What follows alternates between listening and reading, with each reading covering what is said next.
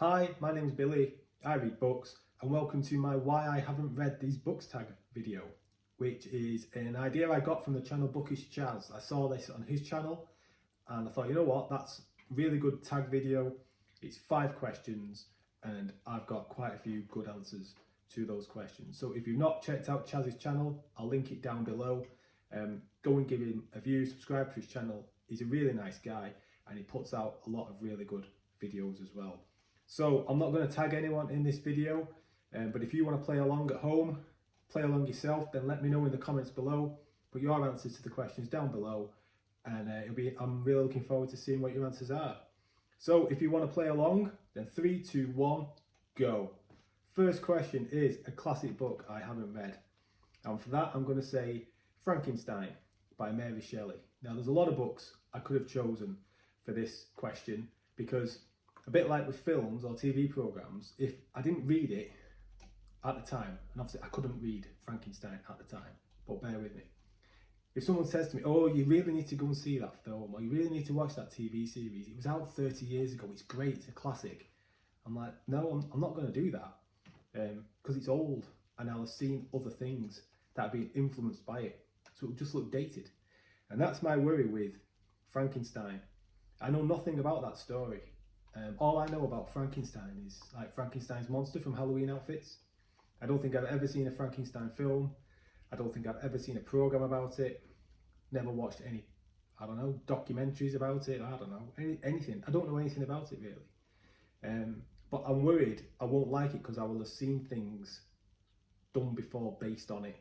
So prime example being Back to the Future. Right? I'd never watched Back to the Future up until a couple of years ago, when I happened to mention this and I got non-stop stick from people saying, how have you never watched Back to the Future? So after being shamed constantly, I watched it and I thought it was shit. It looked dated and I've seen better things. Now I know Back to the Future was like groundbreaking at the time, and I know lots of things have been influenced by it since, but going back and watching it now, in my mid-40s, it's shit, in my opinion. So that's my worry with Frankenstein. I'll have seen films or programs that have took influences from it, and then I'll go and read the original source material and I'll think it's shit. So that's why I've not read it. I own it. I don't think it's a massive book either, but yeah, Frankenstein, it's a book I've got. I haven't read it yet.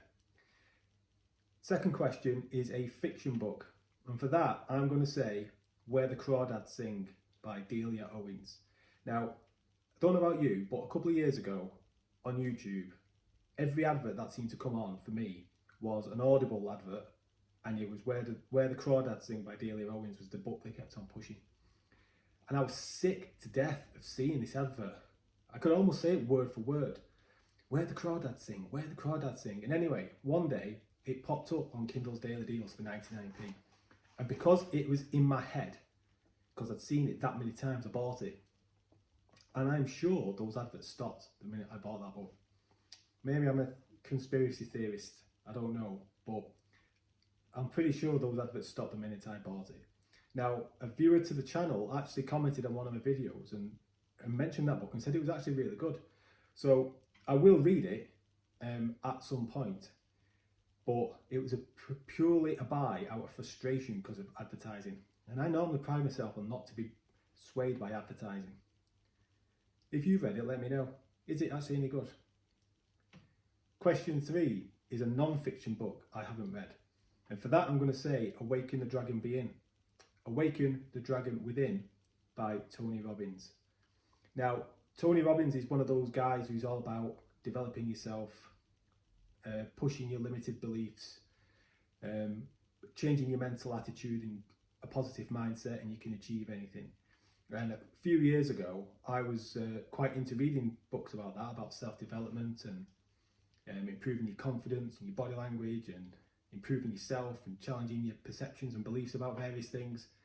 And I used to read a lot of books about that, and this was one of them that was on my hit list. It was on my TBR for those type of books.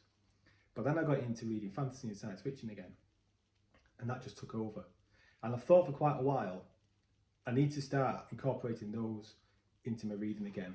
So I can have my main book that I'm reading, a fantasy book or science fiction book, and I can have one of those just on the side to dip in and out of, and a completely different change of genre really.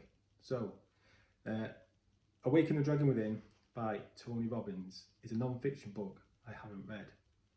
The fourth question is a genre book I haven't read, and for this I'm going to go for Tombland by C.J.